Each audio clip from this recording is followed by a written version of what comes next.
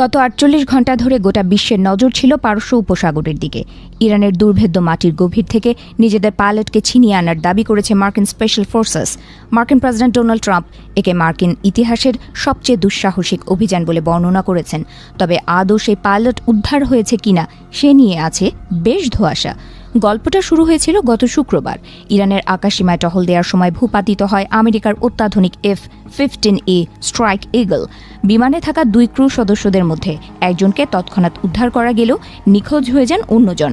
শুরু হয় এক রুদ্ধশ্বাস অপেক্ষা। তিনি কি বেঁচে আছেন নাকি শত্রু শিবিরে বন্দী? হোয়াইট হাউস থেকে সরাসরি নির্দেশ আসে, কোনো আমেরিকান যোদ্ধাকে ফেলে আসা যাবে না। নিখোঁজ পাইলটকে উদ্ধার করতে ইরানে মোতায়েন করা হয় কয়েক ডজন যুদ্ধ বিমান এবং বিশ্বের সবচেয়ে প্রাণঘাতী অস্ত্রশস্ত্র। শুরু হয় ইতিহাসের অন্যতম বড় সার্চ অ্যান্ড রেস্কিউ অপারেশন। ইরানের দাবি অনুযায়ী এই উদ্ধার অভিযান আটকাতে তারা সর্বশক্তি দিয়ে ঝাঁপিয়ে পড়ে। তেহরানের পক্ষ থেকে জানানো হয়েছে, দক্ষিণ ইস্পাহানে আমেরিকান একটি বিশাল C-130 মিলিটারি ট্রান্সপোর্ট বিমান গুলি করে নামিয়েছে তারা। কেবল বিমানই নয়, ধ্বংস হয়েছে আরও বেশ কিছু অজ্ঞাত উড়ন্ত বস্তু। এই মহা নাটকীয় অভিযানে প্রাণ হারিয়েছেন অন্তত 5 জন।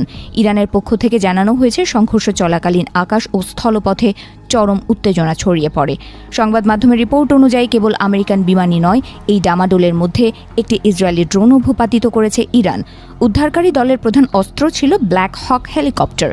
ইরানের প্রতিরক্ষা বাহিনীর আঘাতে 2টি হেলিকপ্টার ক্ষতিগ্রস্ত হলেও মার্কিন পাইলটদের দক্ষতায় সেগুলো কোনো মতে আকাশসীমা পার করতে সক্ষম হয় বলে দাবি করা হচ্ছে। তবে আমেরিকার দাবি, তাদের কোনো সৈন্য এই অভিযানে হতাহত হয়নি। উত্তেজনা কেবল ইরানের ভেতরে সীমাবদ্ধ থাকেনি।